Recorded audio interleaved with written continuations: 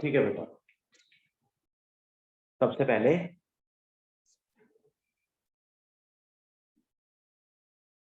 बायट-सावर्ट law. अच्छा देखो, बायट-सावर्ट law में सबसे इंपॉर्टेंट बात क्या है कि अगर आपके पास कोई भी एक कंडक्टर है, लेट्स से कि ये आपके पास एक कंडक्टर है and it is a current carrying conductor, तो इसके अराउंड किसी भी पॉइंट पर मैग्नेटिक फील्ड निकालने का जो तरीका है, वो पहला जो तरीका है वो है बायट-सावर्ट लॉ। ठीक, बायट-सावर्ट लॉ क्या कहता है? बायट-सावर्ट लॉ कहता है कि magnetic field at this point is directly proportional to the length of the conductor, is directly proportional to the current, is directly proportional to sin theta, where theta is the angle between length element dl and observation point r is inversely proportional to r square. तो आपके पास जो magnetic field होगी that will be dB is equals to k times of I dl sin theta upon r square, where k is equals to mu naught upon 4 pi. Obviously magnetic field आप Tesla में calculate करेंगे। mu naught upon 4 pi की value 10 raised to the power -7 होती है, calculated value है। So dB is equals to mu naught upon 4 pi IDL sin theta upon r square. This will be the magnetic field. Vector notations में अगर लिखेंगे तो dB vector is equals to mu naught upon 4 pi IDL cross R. So this will be DL cross R upon mod of R का whole cube again in Tesla. So this is the magnetic field जिसको कि आप magnitude और vectorial notations में कुछ इस तरह से लिख सकते हैं। But while calculating the Biot-Savart law और while calculating magnetic field using Biot-Savart law, एक बात का ध्यान रखेंगे कि ये ऑब्जर्वेशन पॉइंट या तो एंगल थीटा पर हो या लेट्स से कि एग्जैक्टली 90 डिग्रीज पर हो या किसी और एक एंगल थीटा पर हो। अगर ये ऐसा हो, मान लें कि ऑब्जर्वेशन पॉइंट को शिफ्ट करा दें हम लोग, लेट्स से कि ये हमारे पास कंडक्टर था, तो इस किसी पॉइंट पर मैग्नेटिक फील्ड निकालना आसान है, हम निकाल पाते हैं क्योंकि there is some value of theta. Observation point अगर यहाँ आ जाए बेटा तो भी आप निकाल पाते हो, यहाँ आ जाए तो भी आप निकाल पाते हो, बट अगर ऑब्जर्वेशन पॉइंट यहाँ आ जाए exactly in the line of current carrying conductor, तो बेटा मैग्नेटिक फील्ड हमेशा जीरो रहेगा। क्यों? क्योंकि यहाँ पर एंगल कितना बन रहा है, थीटा 0 डिग्रीज बन रहा है। इस बात का खास ध्यान रखेंगे व्हाइल सॉल्विंग द न्यूमेरिकल्स। अब जनरली इसके ऊपर जो न्यूमेरिकल्स आते हैं वो कैसे आते हैं? फॉर एग्जांपल आपको उसने कहा कि ये आपके पास एक सर्कुलर आर्क है and this is the point where you want to calculate the magnetic field, और ये करंट की डायरेक्शन है। तो एक बात याद रखना बेटा, इस कंडक्टर की वजह से इस पॉइंट पर ये जो स्ट्रेट कंडक्टर है और ये जो स्ट्रेट कंडक्टर है, इन दोनों की वजह से इस पॉइंट O पर there will be no magnetic field. तो whatever magnetic field is here due to this circular arc. अब सर्कुलर आर्क की मैग्नेटिक फील्ड कैसे निकालते हैं वो इसके बाद बात करेंगे। तो यहां तक का पार्ट सबको क्लियर है? यस। ठीक है, नेक्स्ट, तो सर्कुलर पार्ट पर मैग्नेटिक फील्ड कैसे निकालते हैं? अच्छा, इसको अगर हम लोग लिखना चाहें dB equal to mu naught I dl sin theta by 4 pi r square, तो ऐसा भी लिख सकते हो आप। इसे इंटीग्रेट करके लिखेंगे अगर, then B will be equal to mu naught I upon 4 pi r square sin theta as it is, अंदर आपके पास dl बच जाएगा। तो इसी को हमें इंटीग्रेट करना होता है, ठीक है? ठीक है बेटा? Yes sir. Yes sir. Okay, next आ जाते हैं कि सर्कुलर करंट कैरिंग कंडक्टर की मैग्नेटिक फील्ड कैसे निकालते हैं। अच्छा, मान लो कि कंडक्टर मेरा ऐसे एक सर्कुलर कंडक्टर हो, तो क्या होगा?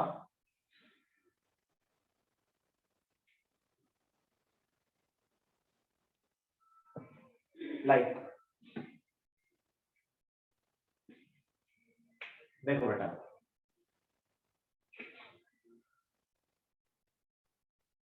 ये आपके पास एक सर्कुलर करंट कैरिंग कंडक्टर है। मान गया कि करंट की डायरेक्शन ये, this is centre O and this is radius R। अब यहां पर एग्जैक्टली किसी भी पॉइंट पर ले सकते हो आप, यहां लेना चाहते हो यहां ले लो। अगर आप कहते हो कि नहीं भाई मेरे को बिल्कुल सामने नहीं ले रहा, मैं तो यहाँ लूं, तो यहाँ ले लो। बात फिर से वही है, जब आप लेंथ को कैलकुलेट करोगे तो बेटा इस केस में जो डीएल वेक्टर है वो आपको इधर मिलेगा। This will be the direction of DL vector. ये आपका आर वेक्टर है ही, तो दोनों के बीच में एंगल कितना बन रहा है 90। यहाँ पर देखो this is DL vector, again angle कितना बन रहा है 90, है ना? Yes sir. तो इन दिस केस जब आप मैग्नेटिक फील्ड अप्लाई करोगे, ठीक है, तो dB is equals to mu naught IDL sin 90 upon 4 pi r square. Integrate करते हैं अगर तो b की वैल्यू आएगी बेटा mu naught I upon 4 pi r square. dl कितना होगा 0 से लेके 2 पाई r, तो इंटीग्रेट करेंगे dl को, we will get 2 pi r। r से r कैंसिल आउट हो गया, पाई से पाई कैंसिल आउट हो गया, तो b will be equal to 2 times of mu naught I upon 4r. So this will be the magnetic field due to a current carrying circular conductor. अब mu naught I upon 4r आपको यहाँ मिल रहा है, वैसे mu naught I upon 2r होता है लेकिन 2 यहाँ पर है आपके पास। तो ये आपका जो सर्कुलर करंट कैरिंग कंडक्टर है, सिमेट्री देखें तो ये हाफ सर्कल है, तो यहाँ पर जो मैग्नेटिक फील्ड आपको मिलेगी वो इसका हाफ हो जाएगी। It means B is equals to mu naught I upon 4r लग जाएगा फिर, ठीक है? Yes sir. ठीक है, अब ये वाला कॉन्सेप्ट अगर मान लो आप दूसरे तरीके से अप्लाई करना चाहें तो एक आर्क वाला कॉन्सेप्ट मैंने आपको कराया था, याद करें, आप उस कॉन्सेप्ट को भी यहाँ पर अप्लाई कर सकते हैं। बट एक बात और, अगर ये सर्कुलर करंट कैरिंग कंडक्टर एक सिंगल टर्न होने के बजाय n नंबर ऑफ टर्न्स हो तो बेटा फिर इसको n से मल्टीप्लाई भी कर देना, ठीक है? ठीक है बेटा? Yes sir. ठीक है, वापस आ जाए, अगर ये एक सर्कुलर आर्क की फॉर्म में दिया होता तो हम क्या करते? तो फिर बेटा इसका जो फॉर्मूला आप अप्लाई करते वो आप अप्लाई करते, जनरल फॉर्मूला तो यही होता, साथ में आप थीटा बाय 360 अप्लाई कर देते। अब देखा जाए तो ये सर्कुलर आर्क यहाँ पर जिस ऑब्जर्वेशन पॉइंट पर है, इसके दो एक्सट्रीम पॉइंट्स के बीच में एंगल कितना बन रहा है 0 से 180 बन रहा है ना? हाँ सर। तो क्योंकि 0 से 180 बन रहा है तो आप थीटा यहाँ पर क्या ले लेंगे 180, देन थीटा अपॉन 360 कितना हो जाता है आपके पास? ये फॉर्मूला था आपके पास, d की वैल्यू हमने जनरल जो निकाली थी बेटा वो थी 2 mu naught I upon 4r। तो जब आप इसको थीटा बाय 360 करोगे तो थीटा आपके पास 180 है ही, तो 2 mu naught I upon 4r into 1/2 बच गया क्योंकि थीटा 180 है, तो ultimately again we get the same result, b is equals to mu naught I upon 4r। यानी अगर आपको एक सर्कुलर आर्क दे रखी हो और ऑब्जर्वेशन पॉइंट आपका यहां कहीं पर हो, तो इस बात पर डिपेंड करेगा कि दोनों एंड्स के बीच में एग्जैक्टली एंगल स्वेप्ट कितना है। तो आपकी मैग्नेटिक फील्ड का फॉर्मूला हो जाएगा in that case mu naught I upon 2r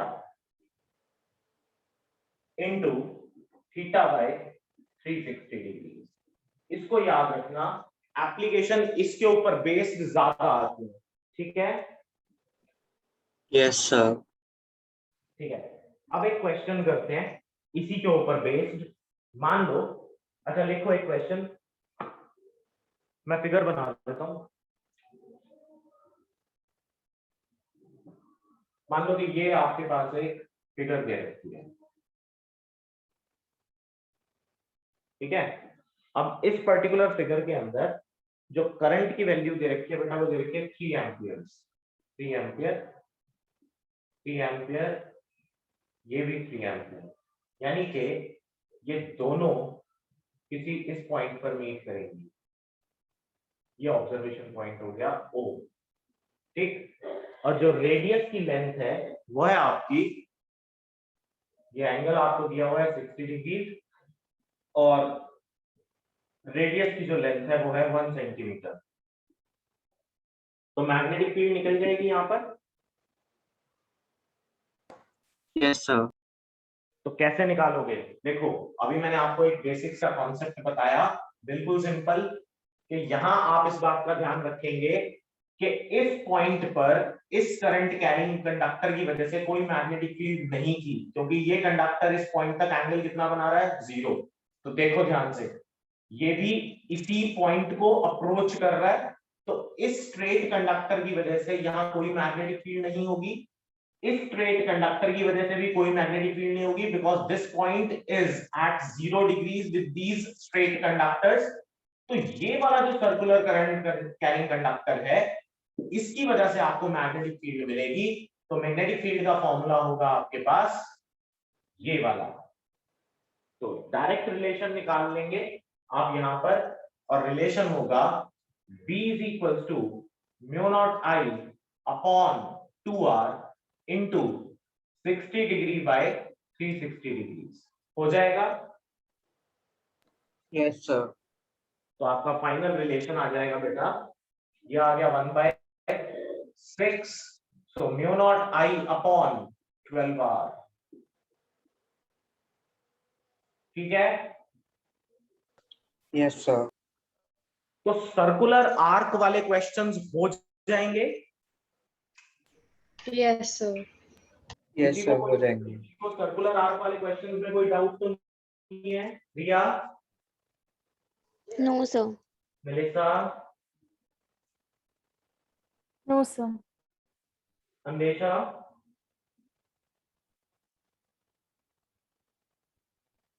Angela, Yes, sir. हो जाएंगे? Yes, sir. Abhimanyu, Yes, sir. Aryan, माही, हो जाएंगे बेटा? Yes, sir. हाँ, sir. Siya, Nandini, Yes, sir. Raghav, Yes.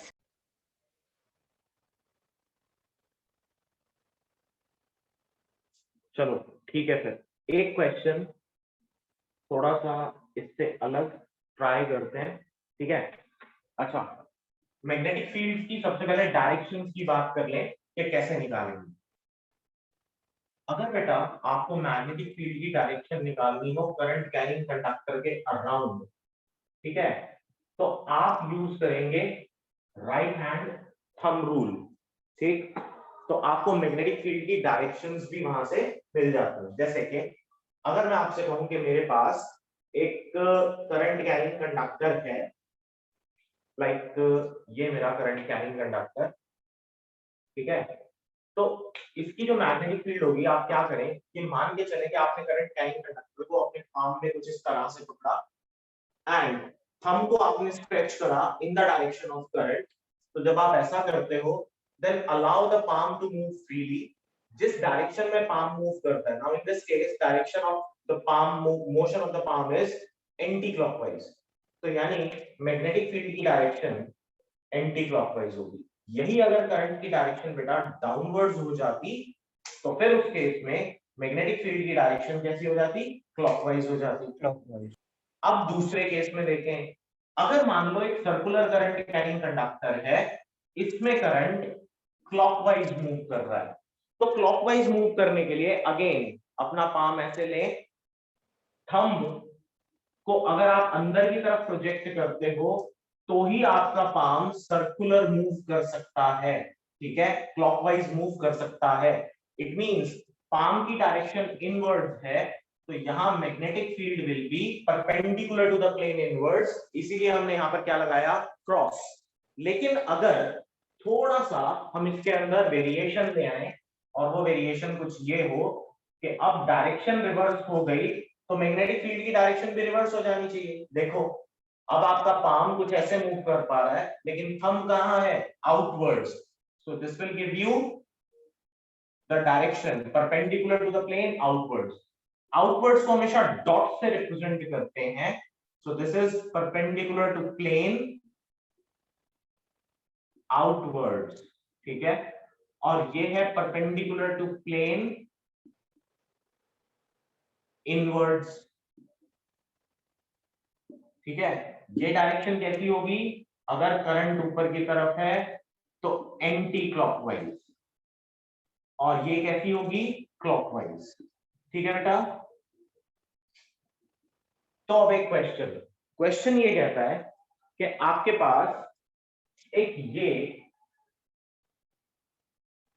Circular loop, ठीक है, अब इस सर्कुलर लूप में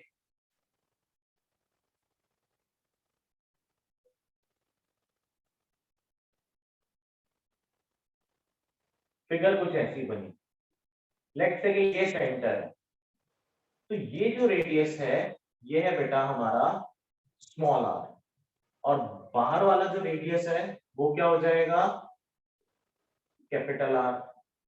अगर मान लें कि हम यहाँ करंट की बात करें, ठीक है, तो दोनों में जो करंट की डायरेक्शन है वो कुछ इस तरह से है, ये ऐसे, ठीक है, और हम ये कहें कि यहां पर करंट मूव कर रहा है कुछ आई एम्पियर्स, तो रिलेशन बना सकते हैं यहां पर कि net magnetic field at the centre कितना होगा,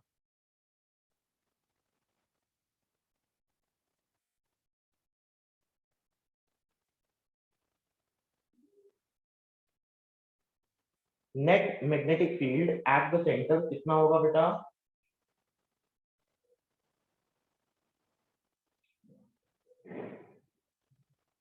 चलो कोई बात नहीं, एक काम करते हैं, ये आपका बिगर लूप है ना,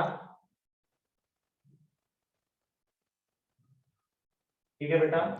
सर ये जो बड़े वाला लूप है इसमें कोई एंगल नहीं दिया हुआ कि इसके ऊपर एंगल कितने डिग्री, तो एंगल आप अपने आप ले लो, यहाँ पर इसको पीछे की तरफ प्रोजेक्ट करो, इसको पीछे की तरफ प्रोजेक्ट करो, ये एंगल आप थीटा मान लो, ठीक है, ठीक है बेटा। यस सर, यस तो, सर, तो बचा हुआ एंगल कितना हो जाएगा, 360 degree minus theta, yes sir, ठीक है। तो अब अगर मैं स्मॉलर लूप की बात करूं, तो स्मॉलर लूप के लिए जो मैग्नेटिक फील्ड होगी B1, ठीक है, ये लूप छोटे वाला लूप है B1, बड़े वाला है B2, B1 की वैल्यू होगी आपके पास mu naught I upon 2 small r, लेकिन एंगल कितना 360 degree minus theta upon 360 degree, यही होगा। Yes sir. यस सर, अब जो डायरेक्शन की बात करें आप साथ में, ठीक है, तो डायरेक्शन क्या रहेगी, perpendicular to the plane inwards रहेगी ना, तो यहां साथ में लिख दो परपेंडिकुलर टू प्लेन इनवर्ड्स। अब निकाले B2, तो B2 होगा बेटा आपके पास mu naught I upon 2 capital R, and this will be theta by 360 degrees, again फिर से क्लॉकवाइज है तो परपेंडिकुलर टू प्लेन इनवर्ड्स होगी, यस सर, तो net magnetic field will be B1 plus B2, क्योंकि दोनों की डायरेक्शन सेम है तो मैग्नेटिक फील्ड्स डायरेक्टली ऐड हो जाएंगी, ठीक है बेटा, यस सर, क्लियर है, Yes, कर लेंगे, सिंगल आर्क भी कर ली, कॉम्बिनेशन भी हो गया, कोई दिक्कत, सर एक No, बार sir. फिर No, एंड का sir. रिपीट कर दो। क्या रिपीट करूं बेटा, सब B1 का। देखो बेटा, जब आप B1 की बात कर रहे हो तो इतना जो पार्ट है आपका, it subtends an angle 360 minus theta ना, हाँ ठीक है सर, समझ आ गया है। ठीक वो है, थोड़ा डाउट था। तो B1 हो गया mu naught I upon 2r 360 minus theta upon 360, ठीक है, यस, और जो पार्ट यहाँ पर था नहीं वो आपने ऊपर की तरफ एक्सटेंड कर रखा है बाहर की तरफ। अब ऑब्वियसली ये वाले जो स्ट्रेट कंडक्टर्स हैं they will not constitute any magnetic field, क्योंकि ये 0 डिग्रीज के ऊपर ऑब्जर्वेशन पॉइंट पड़ा हुआ है, तो स्ट्रेट कंडक्टर्स का कोई रोल नहीं है यहाँ पर, ठीक है।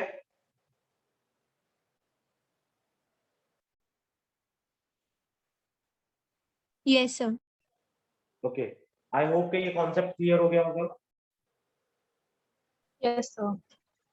ठीक है, स्ट्रेट करंट कैरिंग कंडक्टर में चले, तो स्ट्रेट करंट कैरिंग कंडक्टर के लिए क्या होता है, अगर मान लिया कि मेरे पास करंट कैरिंग कंडक्टर स्ट्रेट है, तो स्ट्रेट करंट कैरिंग कंडक्टर के केस में आप क्या करोगे, देखो जरा।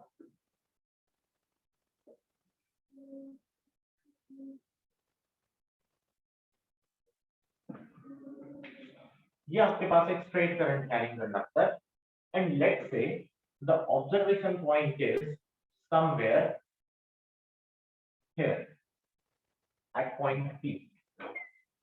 तो हमें सीधा सीधा ये पता है कि इसकी जो मैग्नेटिक फील्ड होती है वो होती है B is equals to mu naught I upon 2 pi r, ठीक है। Yes, sir. ऑब्जर्वेशनल डिस्टेंस ये है, तो ठीक है, इसमें तो कोई दिक्कत नहीं, No, No, sir. ठीक है।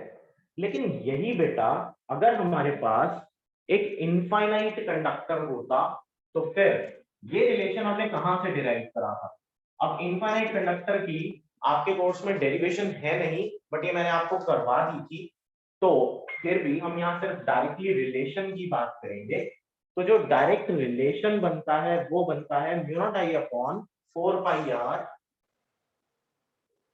Mu naught I upon 4 pi r sine phi 1 plus sine phi 2। अब ये फाई 1 फाई 2, अगर मान लिया कि आपका कंडक्टर और ऑब्जर्वेशन पॉइंट कुछ इस तरह से आपने ऑब्जर्वेशन पॉइंट चूज किया कंडक्टर के सामने कि on either ends of the origin, ये सेंटर आपका कंडक्टर ऑलमोस्ट सिमेट्रिकल है, कहने का मतलब ऊपर वाली लेंथ और नीचे वाली लेंथ बराबर है, तो आप डायरेक्टली ये वाला फॉर्मूला अप्लाई कर सकते हो। लेकिन अगर ऐसा नहीं है तो फिर उस केस में you have to apply sin phi 1 plus sin phi 2 वाला, ठीक है। Yes, sir. अब ये तो कॉन्सेप्ट क्लियर होगा कि हम ऐसा करते क्यों हैं, ठीक है, क्योंकि ये हमने ये मान के चले थे यहाँ पर कि ये वाली लेंथ इसके बराबर है, तो ये डायरेक्टली रिलेशन हमारे पास आ गया था। और ऑब्वियसली एंगल कितने ले लिए थे, 90 90 ले लिए, तो sin 91, ये भी sin 91, तो वो कैंसिल आउट होके बच के आ गया था 2 पाई r। तो इसके जो एक्सट्रीम केसेस की हमने स्पेशल केस यहाँ पर बनाया था, वो स्पेशल केस यही तो था कि अगर phi 1 इक्वल हो जाए phi 2 के, जो कि किसी एक वैल्यू 90 डिग्री के बराबर हो, तो B हो जाएगा mu naught I upon 4 pi r into 2 and finally can be written as mu naught I upon 2 pi r, ठीक है। Yes, sir. अब जैसे इस केस को अगर हम लोग यूज करना चाहें तो कैसे कर सकते हैं, मान लो कोई फॉर्मूला हमने अप्लाई करना हो, तो एक क्वेश्चन यहाँ पर करके देखते हैं। लेट्स से कि मैं आपको एक स्क्वायर दे देता हूं and that square is of side 2a, ये रहा, this is a square of side 2a, ठीक है। आपको इसके सेंटर पर मैग्नेटिक फील्ड फाइंड आउट करनी है। जब इसके सेंटर पर मैग्नेटिक फील्ड फाइंड आउट करनी है और हम ये मान लें कि इसमें करंट कुछ I फ्लो कर रहा है, ठीक है, तो बेटा ये डायगोनल्स होंगे, है ना, और Yes, अगर sir. अब ऑब्वियसली स्क्वायर है तो डायगोनल्स कितने डिग्री पर इंटरसेक्ट करते हैं, 90 पे, ठीक है। Yes, sir. 90. तो यहां से ऑब्जर्वेशन पॉइंट O से अगर मैं बेटा इसको सामने की तरफ एक्सटेंड करा लूं, तो ये एंगल बन जाएगा 45 डिग्रीज और ये एंगल बन जाएगा 45 डिग्रीज। यानी लेंथ इज सच कि ऑब्जर्वेशन पॉइंट से कंडक्टर तक का जो एंगल यहाँ पर सामने बन रहा है वो कितना बन रहा है, 45 ईच बन रहा है, ठीक है। Yes, sir. ठीक है ना, Yes. Yes, sir. Yes, sir. एक मिनट, एक काम करेंगे, ये 4 पाई आर नहीं लेंगे बेटा, ये 2 पाई आर ही लेंगे। ये गलती से मैंने 4 पाई आर ले लिया, दिस इज 2 पाई आर, ठीक है। Yes, ये sir. Okay, sir. No, sir, that's 4 pi r only. नहीं नहीं नहीं, ठीक है बेटा, ठीक है, 4 पाई आर ही होगा, यस 4 पाई आर ही होगा, तभी तो ये 2 पाई आर बचेगा यहाँ पर, बिल्कुल ठीक है, ठीक है। अच्छा, तो अब आप यहाँ पर क्या करोगे, कैसे अप्लाई करोगे इसको? अब ये 2a था आपके पास, तो यहाँ तक का जो लेंथ है वो कितना बच गया बेटा, a, ये लेंथ कितनी बच गई सर आपके वो पास? स्पेशल केस वाला फॉर्मूला लगा देंगे ना, mu naught I upon 2 pi r. वो लगा सकते हैं, बट आप जैसे यहाँ पर वहां पर बेटा आप लगा, हाँ बिल्कुल कर सकते हो, सीधा सीधा लगा दो, ये वाला लगा दो, यहाँ पर स्पेशल केस वाला मत अप्लाई करना, वहां पर एंगल 90 डिग्री था, लेकिन यहाँ पर 45 है ना दोनों के बीच में ऑब्जर्वेशन पॉइंट से, ये देखो जरा, yes sir. Straight current carrying conductor infinite वाला केस क्या था? इनफाइनाइट वाला केस ये था बेटा कि ये आपका ऑब्जर्वेशन पॉइंट था, तो हम ये मान के चल रहे थे कि जहां पर भी ये जाके मीट करेगा, ये पाई का जो मैक्सिमम वैल्यू होगा वो 90 हो सकता है,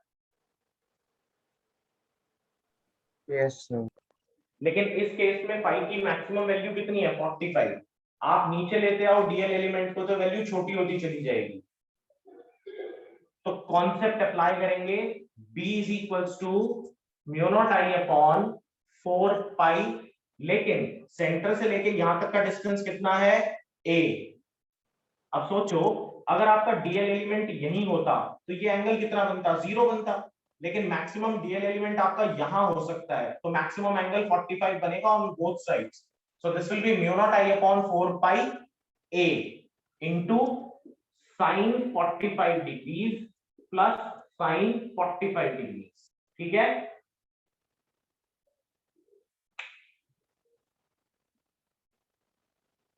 ठीक है बेटा, Yes, sir. Yes sir. अच्छा मुझे एक बात बताओ, मान लो कि ये एक साइड थी स्क्वायर की, ठीक है, आपका ऑब्जर्वेशन पॉइंट ये था, अगर डीएल एलिमेंट यहां होता तो एंगल कितना बनता? 0 बनता ना। सर 0। अगर डीएल एलिमेंट यहां बनता तो एंगल थोड़ा सा बड़ा हो जाता, लेकिन ये स्क्वायर की साइड है और आपका डीएल एलिमेंट आपने लिया एग्जैक्टली एट द एज है, तो ये एंगल 45 ही तो बनेगा ना बेटा। यस सर, वो तो समझ आ गया। लेकिन अगर ये इनफाइनाइट होता तो ये एंगल बड़ा होता चला जाता ना, तो मैक्सिमम कितना हो सकता था? 90 हो सकता सर था। 90। तो यहाँ पर हमने स्पेशल केस लिया था कि एंगल अगर 90 होंगे तो वो सीधा सीधा mu naught I upon 2 pi r आ जाएगा, बट इस पर्टिकुलर केस में एंगल 90 बन ही नहीं रहा, एंगल कितना बन रहा है? 45 ही तो बन रहा है, यस सर। तो इसीलिए आप स्टैंडर्ड फॉर्मूला अप्लाई करेंगे, and your standard formula is mu naught I upon 4 pi r. This is standard formula for straight current carrying conductor. तो ये स्ट्रेट करंट कैरिंग कंडक्टर का स्टैंडर्ड फॉर्मूला आपको याद होना जरूरी है, ठीक है? Yes, sir. तो इसी को हर जगह पर अप्लाई करके आप अपने आंसर निकाल सकते हैं,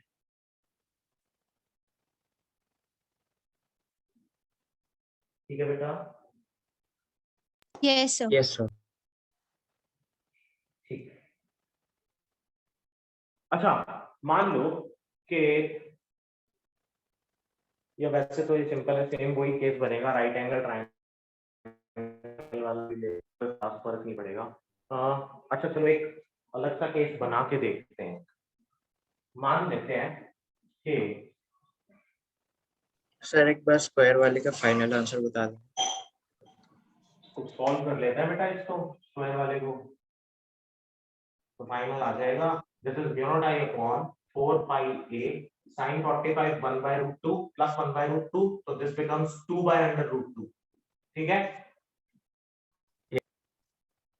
तो आप 2 को लिख सकते हैं root 2 into root 2, so this becomes under root 2 mu naught I upon 4 pi a,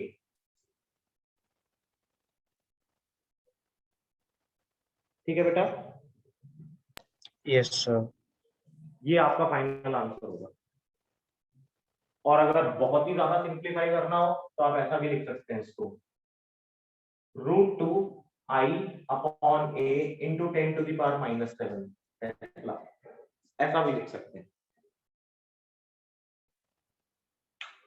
sir ये बाकी की साइड्स भी तो मतलब मैग्नेटिक फील्ड प्रोड्यूस हाँ करेंगे। मतलब मैं एक ही साइड का बता रहा हूँ बेटा आपको, बाकी भी तो करेंगी, तो आप फिर उसको मल्टीप्लाई कर दो, यस सर। ठीक है। हाँ सर। तो सारी की सारी फील्ड एक ही डायरेक्शन में एक्ट करेंगी, तो आपके पास टोटल साइड्स कितनी है, 4, तो आपको इसको 4 से मल्टीप्लाई करना पड़ेगा, ठीक है। तो ये एक साइड का है, तो टोटल आ जाएगा आपके पास B total will be equal to 4 times of √2 I into 10 to the power -7 upon 8, ठीक है। Yes sir. चलो एक केस बना के देखते हैं बेटा, मान लेते हैं कि ये एक साइड है मेरे पास, ठीक, लेट्स से ये साइड ए है, और observation point is such that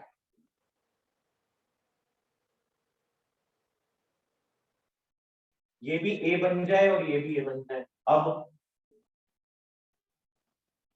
अब ये एक इक्विलेटरल ट्रायंगल बन गया ना, यस Yes. सर। ठीक है। तो तो सर जब वो आप 30-30 हो जाएंगे दोनों एग्जैक्टली तो एंगल्स। ये 30 हो जाएगा, ये 30 हो जाएगा, तो करंट कैरिंग कंडक्टर लेकिन सिर्फ यही था, यस तो वो a/2 लेके कर। बस। तो फिर अब आप यहाँ पर वैल्यूज क्या ले लेंगे, 30-30 ले लेंगे, तो ये हो जाएगा sin 30 प्लस sin 30, यानी 2 times of sin 30, sin 30 is 1/2, वो कैंसिल आउट हो जाएगा, ठीक है। Yes sir. तो आंसर आ जाएगा। कर लेंगे स्ट्रेट करंट कैरिंग कंडक्टर के क्वेश्चंस, यस सर। ठीक है। सर आपके पास इसकी कोई प्रैक्टिस की शीट होगी एमसीक्यू बेस्ड? एमसीक्यू बेस्ड, हाँ ठीक है, बिल्कुल होगी। सर आज प्लीज शेयर कर दीजिए। हाँ आज शेयर कर दूंगा, क्लास के बाद मैं उसका क्लिक लेके आपको शेयर कर दूंगा, ठीक है। Yes sir, thank you sir. Next बेटा ये वाला पार्ट सबको क्लियर है ना, यस सर, क्लियर है। सॉल्व तो करने की Yes, जरूरत नहीं है sir. ना, No, sir. ठीक है।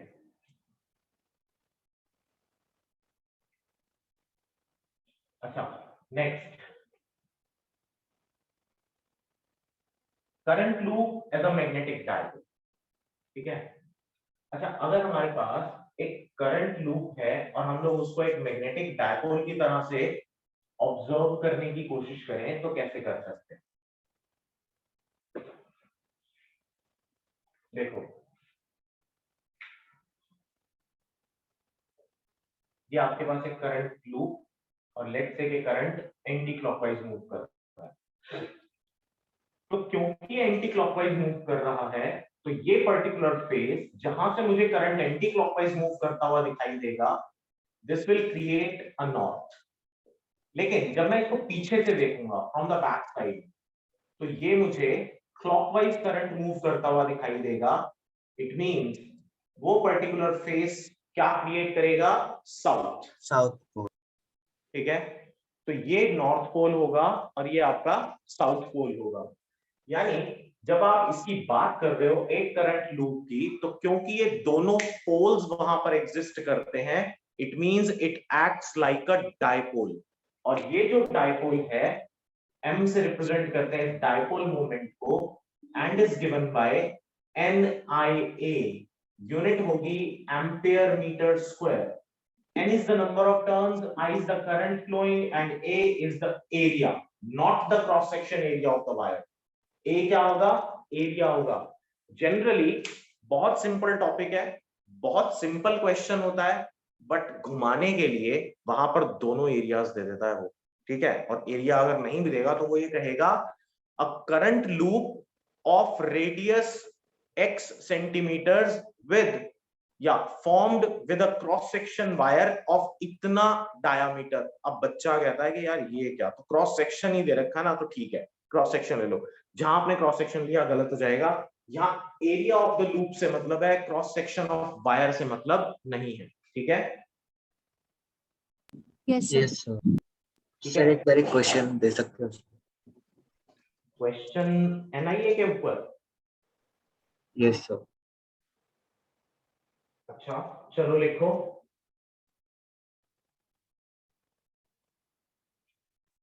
An electron in an atom, an electron in an atom revolves around the nucleus in an orbit of radius 0.53 angstroms.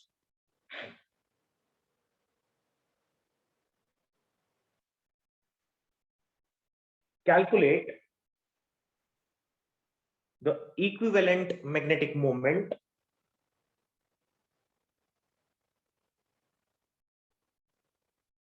if the frequency of revolution of the electron, if the frequency of revolution of the electron is 6.8 into 10 raised to the power 9 megahertz. 6.8 into 10 raised to the power 9 megahertz.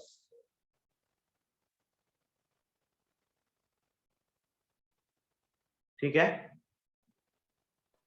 Yes, sir. ठीक है, अब कैसे solve करोगे? उसने कहा एक electron है which is revolving around the nucleus. ये रहा एक electron and is revolving around the nucleus जिसका रेडियस है 0.53 एंगस्ट्रॉम्स। ठीक है, तो मैग्नेटिक मोमेंट इसका निकालना है जिसका कि फॉर्मूला होता है हमारे पास NIA, लेकिन I तो हमें दिया ही नहीं। I क्या होगा? चार्ज अपॉन टाइम यानी Q by T। Q क्या है मेरे पास? Electronic sir charge. NE से निकाल तो N1 होगा इलेक्ट्रॉन का चार्ज है। ठीक है, Q क्या होगा? E और टाइम हमें T दे ही रखा है, लेकिन टाइम पीरियड हमें नहीं पता, तो मैं इसको E into F लिख सकता हूं। Yes, sir. Yes, sir. अब E की वैल्यू है 1.6 into 10 to the power minus 19, F की वैल्यू दे रखी है 6.8 into 10 raised to the power, mega होता है 6, तो 10 to the power 15 हर्ट्ज हो गया। ठीक है, so this will be 6.8 into 1.6 into 10 raised to the power minus 4 ampere। ये आ गया करंट। ठीक है, Yes, sir. अब इस I को उठा के यहां डाल दो। नंबर ऑफ रोटेशंस के बारे में कुछ नहीं कहा, take it as 1। Area pi r square से निकाल लेंगे, तो आपके पास m आ जाएगा 6.8 यानी 1 into 6.8 into 1.6 into 10 to the power minus 4 into pi 22 by 7 r 0.53 into 10 raised to the power minus 10 का स्क्वायर। ठीक है, Yes, sir. यहाँ ज्यादातर केसेस में गलती होती है, बच्चे r को सिर्फ 0.53 ले लेते हो आप लोग, 10 की पावर माइनस 10 नहीं लेते हो। ये कन्वर्जन्स का खास ख्याल रखना बेटा। Okay, sir. अगर कन्वर्जन ठीक नहीं करी तो सब कुछ ठीक होने के बाद भी आंसर ठीक नहीं आएगा। एमसीक्यूज के अंदर बहुत ध्यान रखना होता है, क्योंकि बेटा या तो सब कुछ आ जाता है या फिर सब कुछ चला जाता है। ठीक है, आज अभी आप लोगों के साथ एक थोड़ी देर में शेयर करूंगा ऑल सब्जेक्ट्स का। ठीक है, एक पीडीएफ है जिसमें चैप्टर वाइज दे रखा है, इंग्लिश भी है उसके अंदर, फिजिक्स भी है, चैप्टर वाइज एमसीक्यूज दे रखे हैं। आई थिंक ये ना जेई बुक्स वालों ने निकाला है। ठीक है, तो आज अभी शेयर कर दूंगा आप लोगों के साथ थोड़ी सी देर के अंदर। ठीक है, तो it is quite a useful PDF, तो वहां से जितने क्वेश्चंस हो सके ट्राई करना। Okay, Yes, sir. sir. Okay, तो करंट 2 पे तो मैग्नेटिक डायपोल के क्वेश्चंस हो जाएंगे। Yes, sir. Yes. Yes, sir. ठीक है, नेक्स्ट है बेटा इस चैप्टर का सबसे इंपॉर्टेंट टॉपिक, और there are quite a few in this chapter, but इस पर्टिकुलर टॉपिक की जो इंपॉर्टेंस है उसको आप किसी भी चैप्टर के किसी भी इंपॉर्टेंट टॉपिक से कम नहीं आंक सकते, and that is ampere circuital law.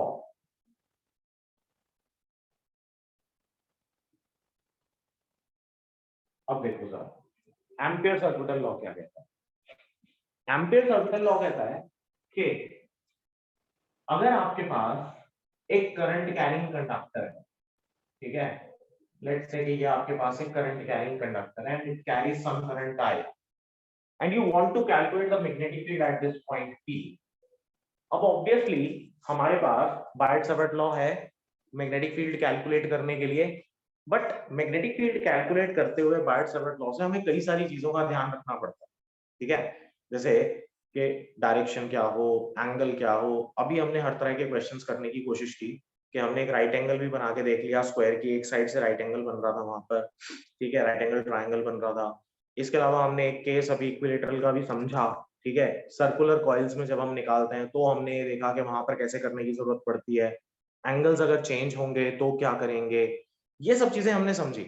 लेकिन there is one more method जो कि आपका एम्पियर सर्किटल लॉ है and is much more easier than that. क्या करें?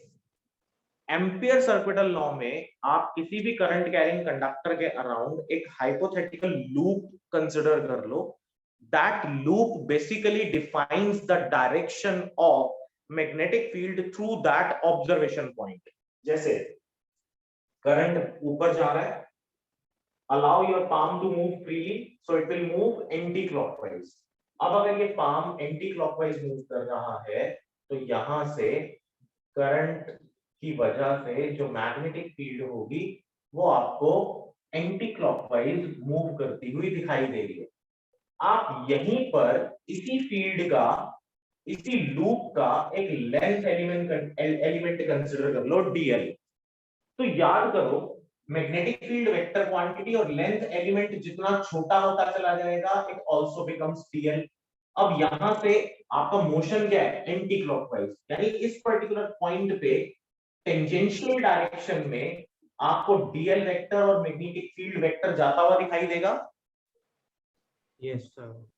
ठीक है, तो एम्पियर सर्किटल लॉ कहता है कि line integral of magnetic field, line integral of magnetic field is mu not times the total current threading the loop.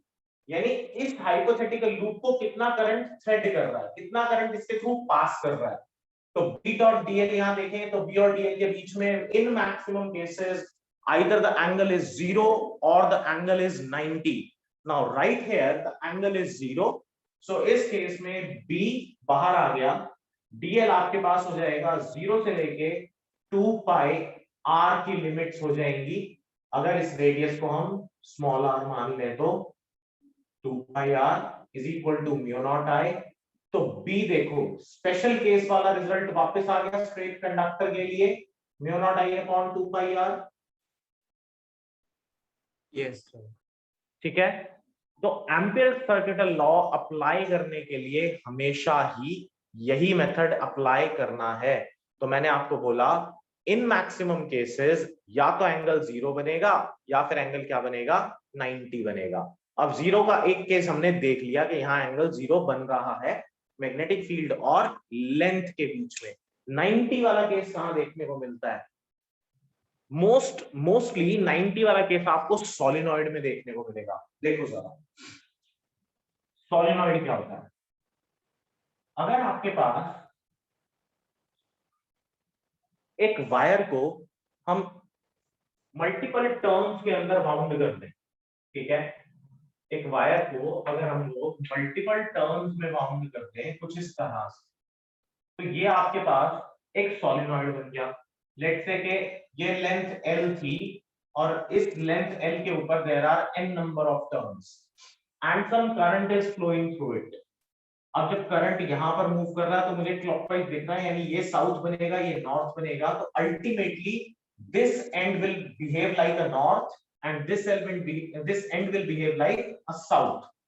तो मैग्नेटिक लाइंस ऑफ फोर्सेस यहां से निकलेंगी और इसमें एंटर करेंगी। Now, according to the properties of magnetic lines of forces, magnetic lines of forces move in closed loops.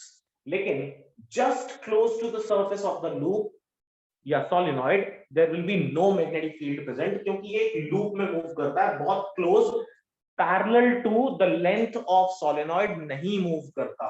तो अगर मैं यहाँ पर एक छोटा सा rectangular hypothetical loop consider कर लूं जिसकी length A B C D हो, तो AB वाले केस के अंदर B डॉट DL कितना, AD वाले केस में B डॉट DL कितना हो जाएगा, 90 हो जाएगा ना.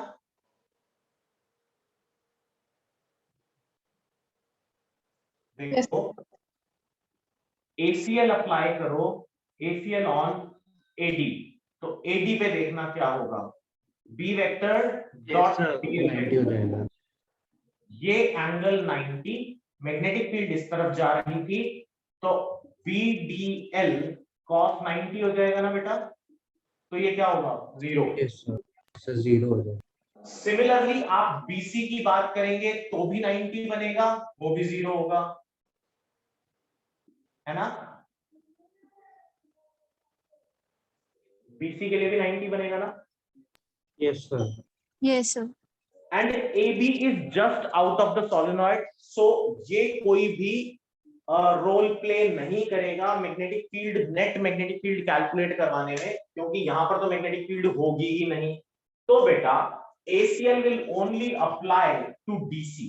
तो DC के केस में आपके पास रिजल्ट मिलेगा BDL cos 0 degrees is equals to mu naught I. ठीक है.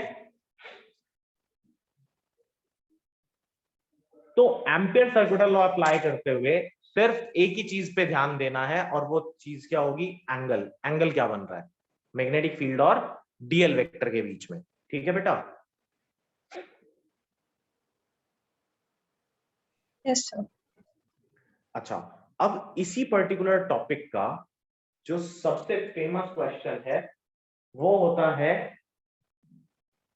अच्छा अब सॉलिनॉइड की मैग्नेटिक फील्ड तो आप यहां से निकाल ही लेंगे, as because there are n number of turns, तो आपने n से मल्टीप्लाई कर दिया, this becomes B dot L is equals to mu naught I into n, या फिर B is equals to mu naught I n upon L. ठीक है. Yes. अच्छा, सबसे फेमस क्वेश्चन क्या रहता है इस पर्टिकुलर टॉपिक के ऊपर, वो रहता है कि अगर आपको एक सिलेंडर दे दिया जाए तो आप क्या करोगे, कैसे मैग्नेटिक फील्ड कैलकुलेट करोगे, और उस सिलेंडर के केस में वो आपसे 3 अलग अलग पोजीशंस पर मैग्नेटिक फील्ड कैलकुलेट कराता है. वैसे बिल्कुल क्लियर बात ये है कि वहां बात सिलेंडर की हो ही नहीं रही होती, वहां एक solid straight current carrying conductor की बात हो रही है, और generally solid straight current carrying conductors या वायर्स हमारे पास बहुत थिक नहीं होते हैं. मैं सिंगल कंडक्टर की बात कर रहा हूं. आजकल आप वायर्स देखते होंगे, अगर आपके घर में कोई भी एक वायर पड़ी है और आप उस वायर को, उसकी इंसुलेशन को हटा के देखें, then you will see there are N number of small wires and number of thin wires, और उन थिन वायर्स को आप एक दूसरे के ऊपर ऐसे बाउंड कराते हो, तब जाके आपके पास एक पर्टिकुलर वायर कॉन्स्टिट्यूट होती है. बट एक रॉड के जैसा एक वायर नहीं होता. तो अगर मैं एक वायर की सिमेट्री को एक रॉड ही कंसिडर कर लूं तो वो मुझे कुछ ऐसा दिखेगा कि ये आपके पास एक वायर है. ठीक है, थोड़ा सा और बड़ा बनाते हैं, 3 फिगर्स नहीं बनानी पड़ेंगी, एक ही फिगर में काम चल जाएगा. मान लो कि मेरे पास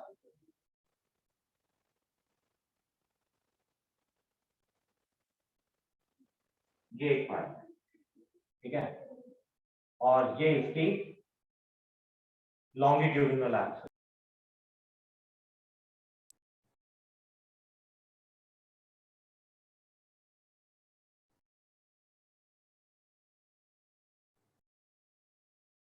So you are muted. Sir आप म्यूट पे चले.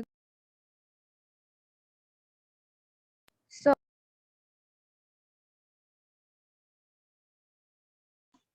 सर आ रहा है तो एम्पीरियन लूप की डायरेक्शन एंटी क्लॉकवाइज होगी, तो इसी डायरेक्शन में आपको डीएल वेक्टर मिलेगा, इसी डायरेक्शन में. सर एक बार रिपीट कर दो, आपका माइक आप म्यूट चले गए थे. म्यूट हो गया था. एक मिनट बेटा,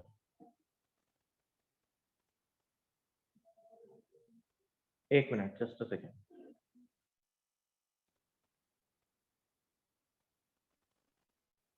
अच्छा देखो, फिर से मैंने कहा कि हम एक वायर को कंसिडर कर रहे हैं और उसको माइक्रोस्कोपिक फॉर्म के अंदर देख रहे हैं, यानी कि जब आप माइक्रोस्कोप के अंदर देखते हो तो वो मैग्नीफाइड दिखेगा। तो मैंने एक वायर को मैग्नीफाई करके देखा, तो it will behave like a cylinder और it will look like a cylinder. मान लिया कि वायर का रेडियस है small r and my observation point is outside the wire. अब आउटसाइड द वायर इस किसी पॉइंट के ऊपर अगर सेंटर से रेडियस कैपिटल आर हो बेटा, तो मैग्नेटिक फील्ड अगर इस पॉइंट पर निकालनी है, करंट ऊपर जा रहा है, तो फील्ड की डायरेक्शन इज दिस। तो मैग्नेटिक फील्ड ऊपर, डीएल वेक्टर भी ऊपर, दोनों सेम डायरेक्शन में मिल रहे हैं। Yes sir. अब क्योंकि दोनों सेम डायरेक्शन में मिल रहे हैं, तो यहां पर आप जब एसीएल अप्लाई करोगे तो B vector dot DL vector will be equal to mu naught I. So my answer is B into 2 pi r capital R is equals to mu naught I. तो B की वैल्यू आ जाएगी mu naught I upon 2 pi capital R. Clear है? Yes sir. लेकिन यही बेटा अगर मुझे यहीं पर on the edge of the wire, on the surface of the wire निकालना होता तो फिर बहुत ही आसान था। तो फिर तो कुछ करना ही नहीं था, ऑन द सरफेस तो सीधा सीधा मिल जाता b is equals to mu naught I upon 2 pi small r। ये तो कराने की जरूरत नहीं है, तो डायरेक्टली हो जाएगा, क्योंकि अब की बार ACL sir. आप यहीं से पास कराओगे, है ना, एम्पीरियल लूप। लेकिन समस्या आती है तब जब हम कहें कि observation point is well inside the parallel conductor, यानी ऑब्जर्वेशन पॉइंट यहां कहीं आ गया। लेट्स से कि डिस्टेंस a है, आपने यहां पर एक एम्पीरियल लूप लिया, तो इसका मतलब इस एम्पीरियल लूप के साथ साथ there will be a hypothetical new dimensions of wire होंगी ना, तो एक सिलेंडर अंदर की Yes, तरफ बन sir. जाएगा। तो ये बाहर वाला जो पार्ट है इसका कोई लेना देना नहीं। इट मींस अगर टोटल करंट I था तो अंदर अब करंट कितना हो जाएगा, कुछ I डैश। तो जो डेंसिटी रहती है current density, that remains constant. तो करंट डेंसिटी क्या होगी, I dash upon pi a square will be I upon pi r square. ठीक है, Yes, sir. तो यहां से हमने I डैश निकाल दिया, I डैश हो जाएगा पाई से पाई कैंसिल आउट हुआ I times of a square by r square. तो जब आप यहाँ ACL अप्लाई करते हो तो होगा बेटा B dot DL is equal to mu naught I dash instead of I, क्योंकि अब कितना करंट लूप के अंदर से पास कर रहा है, I डैश पास कर रहा है ना। Yes, sir.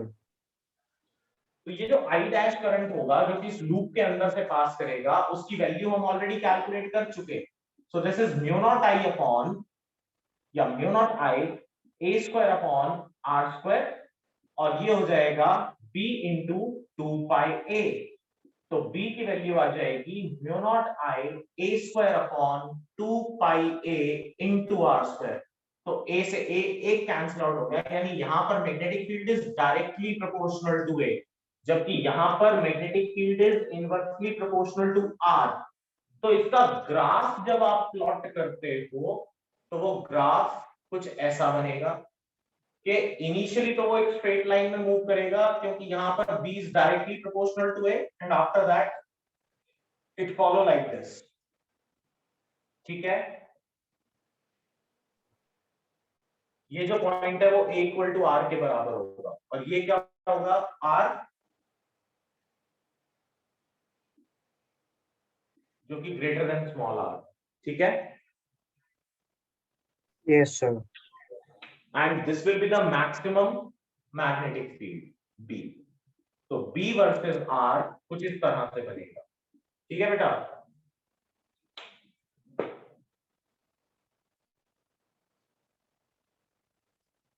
ठीक है बेटा। Yes, sir. तो बायट-सैवर्ट लॉ और एम्पियर-सर्किटल लॉ में कोई प्रॉब्लम? No sir. इसकी वर्कशीट भेजूंगा, वर्कशीट को सॉल्व करोगे, पहले उसकी प्रॉब्लम्स देखेंगे, फिर आगे बात करेंगे इसी चैप्टर की, ठीक है? Okay sir. And we will start a new chapter, atoms and nuclei, just after the completion of the revision of this chapter. ठीक है? ठीक है सर। ओके बेटा, आज यहीं।